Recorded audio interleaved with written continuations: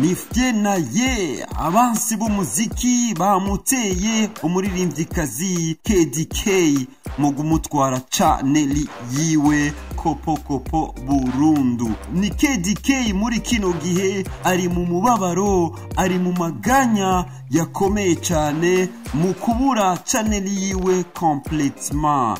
Nkuko Kadie Kay yabigaragaje rero ku mbuga yiwe Instagram ashiraho communique yerekana abwira abakunzi biwe yuko byarangiye byaheze ahinduye Channel Yiwe, ubu agiye kuzakoresha Channel Yiwe nshasha. Umuririmbyi Kadie Kay umwanditsi yavuzwe byinshi muri BujaFleva inyuma y'intambara, inyuma yo guterana amajambo n'abaririmbyi bari bagize umugwi, uravyibuka neza nshuti yanje.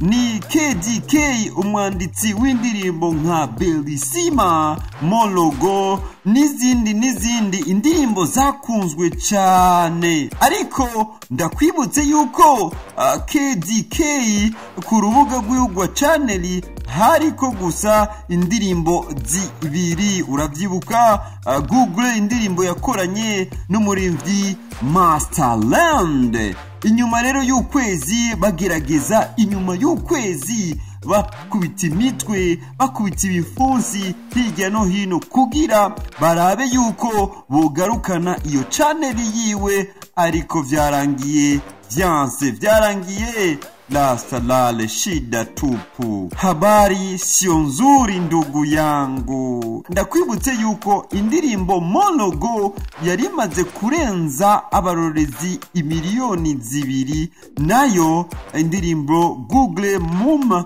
nayo yarimaze gukwiza abarorezi ibihumbi 500. Akaba rero Kadie Kay agiye kuzatangura gukoresha Channel Yiwe nshasha. Nkuko ubibona ku itangazo yashize ku rubuga rwa Instagram, umwanditsi n'umuririmbyi Kadie Kay ati vuba mugiye kuronka Channel yanje nshasha. N'umubabaro udasanzwe n'agahinda kadasanzwe kubona Channel yimeze neza y'umuririmvyikazi Kadie Kay ikabigiye suru itwawe na Tanganyika pe.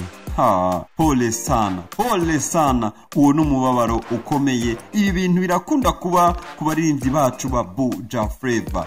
Kubera iki mudasikiriza? Kubera iki mutagira ibishoboka byose kugira ama Channel yanyu amere neza? Yari ubusesanguzi bwa Sule S Ndimu. Pole sana Kadie Kay umwanditsi w'indirimbo jewe nakunze. Wewe urayibuka indirimbo Mon Loge? Nyandikira muri commentaire, unyandikira indirimbo uno muririmvyikazi Kadie Kay yanditse kunda cyane gusumba izindi. Ariko ntiwibagire kugira subscribe, wugurure ako gakengeri kugira uzobura umuntu wa mbere wironkere amakuru agezweho. Ye what up, umusesanguzi wawe Ndimu. Ciao, good.